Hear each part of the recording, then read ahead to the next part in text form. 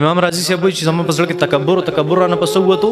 لس کاله مې د الله جل شانه په جومات کې د هغه په کور کې مې جارو واله صفایي مې وکړه. الله زما د زړه نه تکبر لرې کړو. د قرآن مجید علم یې راله عاجزي قرآن مجید علم ملاویږي په څه باندې؟ په عاجزۍ باندې. الله تعالی د قرآن مجید فلسفه وایي. سورة اعراف شد کې الله جل شانه فرمایي سأصرف عن آیاتی الذین یتکبرون فی الارض بغیر الحق. الله جل شانه فرمایي کوم خلک چې په ځمکه کې ناحق تکبر کوي دی مخونه به زه د قرآن مجید نه واړم. قرآن رانه زده نه کو. د قرآن مجید اصل علم بدیل نه ورکو. امام رازی تفسیر لیکلی شي په دې زمانه کې زول تفسیر نشم لیکلی. وجه شی تکبر دی.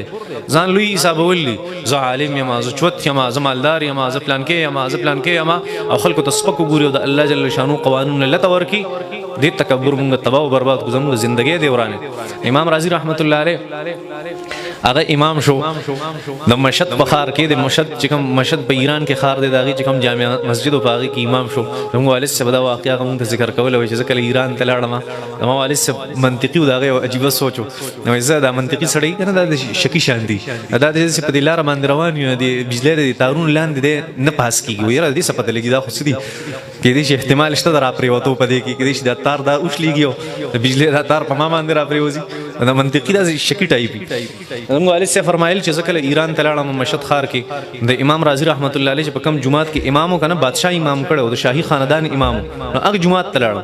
هغه جومات کې چې ما وکته نو د هغې جومات یو د یو څیز اوږدوالی که نه یو د یو څیز پلنوالی د هر یو څیز اوږدوالی سیوی د هغې د پلنوالي نه. نو زه په هغه پلنوالي کې د هغه جومات روان شوم ما چې محراب ته ځان رسوم. وایي زه روان وم ستړی شوم خو محراب ته ونه رسېدم. د هغې حال دومره غټ و د هغه جومات چې تلم پکې او محراب راونه رسېدو. اخره کې مې سوچ وکړو چې یاره چېرته زلزله نه شي بیا به د دې نه وځم څنګه. محراب ته ونه رسېدم د هغې ځای نه راواپس شوم او خپل ځای مې پرېښود. نو واقع دا و چې امام رازی رحمت الله علیه هغه بادشاه سلامت هلته څه کو هلته بادشاه سلامت ډېر زیات د هغې زمانې د امام رازی تابعدار او هره خبره به د امام رازی رحمت الله علیه هغه به یې منله. یو ورځ امام رازی رحمت الله علیه د جمعې مونځ له نه راتلو. بادشاه سلامت راغی چې امام صاحب نه دی راغلی حضرت نه دی راغلی امام رازی رحمت الله علیه نه دی راغلی جمعې مانځله. ښه نه دی راغلی. ولې نه دی راغلی پته نه لاړ شي تپوس ته وکړي امام رازی رحمت ته بیمار نه تکلیف ورته نه هغه چې خلک راغله تپوس وکړي امام رازی ته دروازه وټکوله جي بادشاه سلامت وایي چې تاسو مانځله راځئ که نه راځئ. وایي نه جي نه درځم. ولې نه راځئ د جمعې مونځ له؟ وایي بادشاه سلامت ته ووایه چې ستا هغه ټانګه نه ده تا چې پکې خلک راوړي دلته دې راولي د هغې نه غار سلر که نه او دا ټانګه دا په خپله شا باندې اوچته که او زما کور ته راشه او ما په دې ټانګه کې کېنوه او په خپله د ټانګه ځان پورې وتړه د جومات ته محراب پورې ما بوزه په خپلو اوږو باندې. نو زه بیا د جمعې مونځ وکړم ګینې کوم د ځان له د جمعې مونځونه کوئ مولیان څه کم خو نه دي ډېر شی دي. هغه وایي ښه داسې خبره شوه.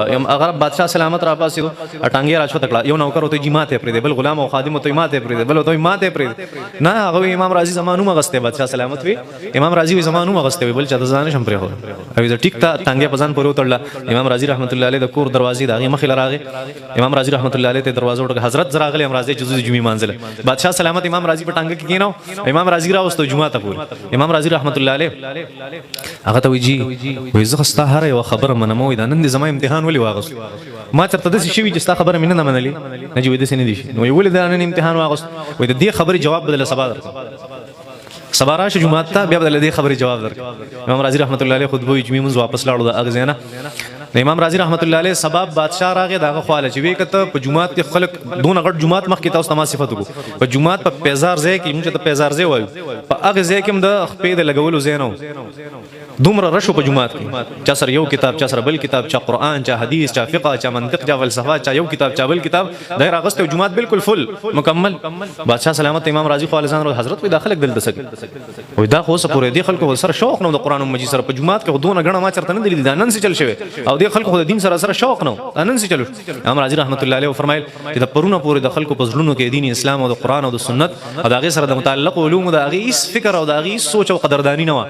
خو چې کله تا زه پرون په شا باندې راوستمه نو هر پلار خپل بچي ته ووایي چې بچیا که تا د قرآن او د حدیث علم زده کړو بادشاه سلامت پرې بیا په خپلو اوږو باندې ګرځوي. نو د هغې په زړونو کې قدر پیدا شو. نن په جومات کې ځای نشته. نو که د قرآن او حدیث قدر مونږ وایو که نه په معاشره کې ډمان پیدا کېږي او صحیح سړی پیدا نه شو. په معاشره کې ګڼکپان پیدا کېږي او صحیح سړی پیدا نه شو. ولې نه پیدا کېږي؟ ځکه مونږ ګڼکپ اپریشیټ کوو دغه حوصله افزایي کوو. 2 نمبر سړي